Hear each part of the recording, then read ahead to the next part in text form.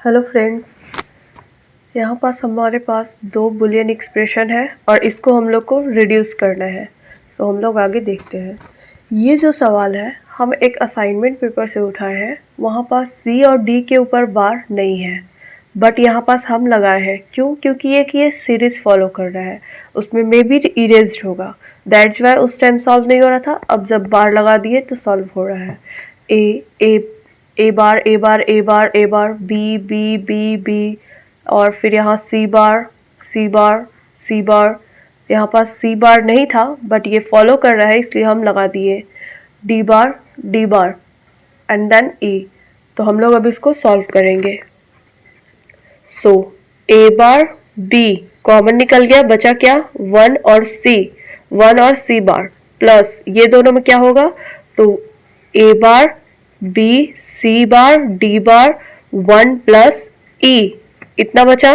तो इस ये आइडेंटिटी लॉ के थ्रू ये वन हो गया तो बचा ए बार बी, प्लस यहाँ भी आइडेंटिटी लॉ के थ्रू वन हो गया तो बचा ए बार बी सी बार डी बार।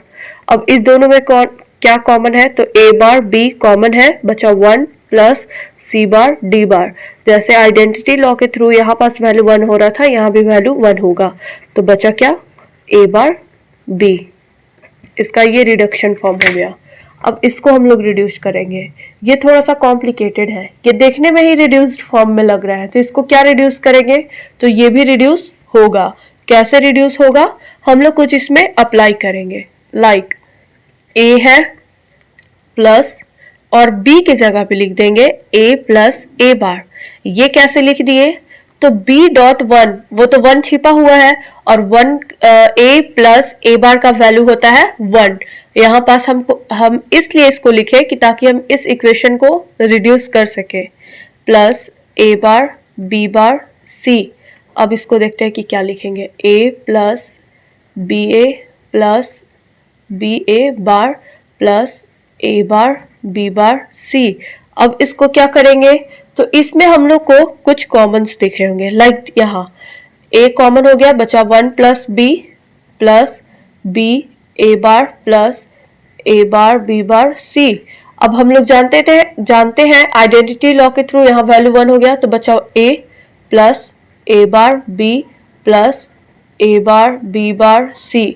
अब क्या करेंगे? तो अब हम लोग यहाँ पास ये दोनों टर्म में से कॉमन लेंगे। तो ये दोनों टर्म में कॉमन क्या है? ये दोनों टर्म में कॉमन है ए बार, बचा क्या? B bar plus B bar C. अब यहाँ डिमॉर्गन्स लॉ अप्लाई होगा। डिमॉर्गन्स लॉ क्या बोलता है? Sorry, distributive law.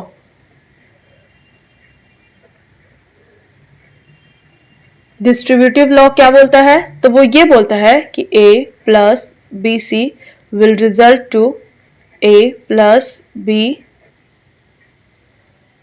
And A plus C. तो वही चीज यहाँ अप्लाई होगा।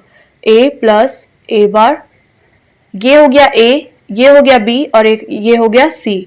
तो B plus B bar and then B plus सी।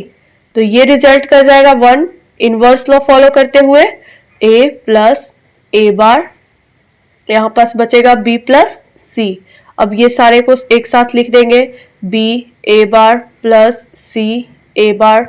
अब क्या करेंगे? अब कुछ कॉमन दिख रहा है तो यस, कॉमन तो दिख रहा है बट वो सॉल्व वैसे उस तरीके से नहीं होगा। अब क्या करेंगे? तो अब हम लोग ये दोनों में डिमॉर्गन्स लॉ अप्लाई करेंगे कि ताकि इजिली सॉल्व हो जाए।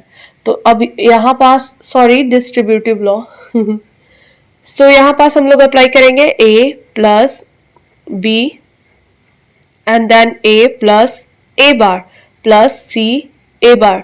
यहाँ पास वैल्यू फिर से वन हो जाएगा अकॉर्डिंग टू इनवर्स लॉ। तो बचा का ए प्लस बी और फिर यहाँ बचा सी ए बार।